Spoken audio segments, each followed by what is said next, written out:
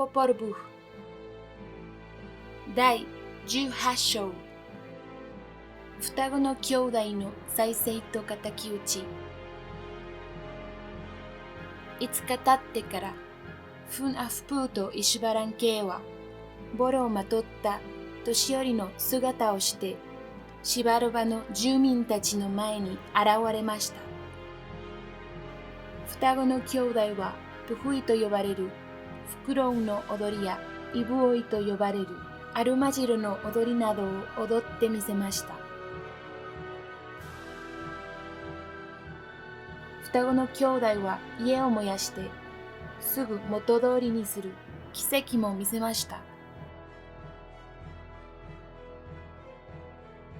また相手を切り殺して早速また生き返らせるという奇跡も見せました。シバルバの住民たちは驚いてシバルバの主たちにこの話をしました。踊りもうまいし面白い。それに家を燃やしてすぐ元通りにしたり、相手を切り殺してすぐに生き返らせる奇跡もすごいですよ。シバルバの主たちはその話を聞いて、自分たちもぜひその踊りや奇跡を見たくなり、双子の兄弟のところに使者を送りました。使者は2人に言いました。シバルバの主様たちがお前たちの踊りや奇跡を見たいとおっしゃっている。ついてこい。そこで双子の兄弟はシバルバの主たちの前に行きました。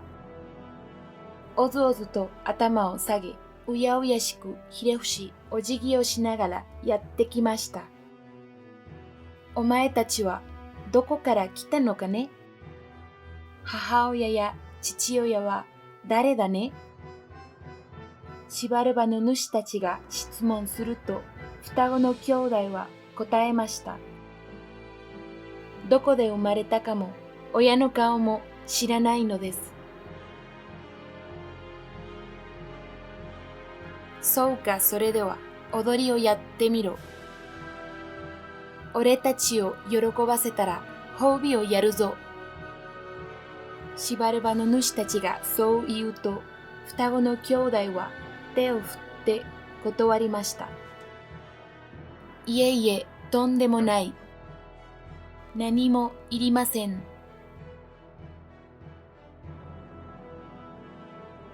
双子の兄弟はクッシュと呼ばれるイタチの踊り、プフイの踊りなどを踊ってみせました。シバルバの主たちはそれを見て喜んで言いました。よし、次は俺の犬をズタズタに切ってすぐに生き返らせろ。かしこまりました。双子の兄弟は言われた通り犬を殺しました。そしてすぐに犬を生き返らせました。犬は何事もなかったように元気に尻尾を振っています。シバルバの主たちはそれを見て驚いて言いました。大したものだ。次はあの家を焼いてまた元通りにしてみせろ。双子の兄弟は言われた通り家を燃やし、そして元通りにしました。家は全く元通りになり、何一つ壊れていませんでした。シバルバの主たちはますます喜んで言いました。素晴らしい。よし、次はお前たちを空気して見せてくれ。すると、イシバラン系がフンアフプーの手足を切り離し、首を切り落とし、心臓を取り出してみせました。そしてイシバラン系が立てと叫ぶと、フン・アフプーはすぐに元の姿になって立ち上がりました。シバルバの主たちはすっかり喜んでしまい、次に命じました。今度は俺たちを釘して生き返らせてくれ。双子の兄弟はまず噴火目を釘して心臓をくり抜きました。続いて双子の兄弟は浮く亀を釘しました。そしてそのままにしておいて二人を生き返らせませんでした。こうして双子の兄弟はシバルバの主の二人を殺して父たちの仇を討ったのです。シバルバの住民たちは主が殺されたのでみんな逃げ出し谷や崖の下に隠れました。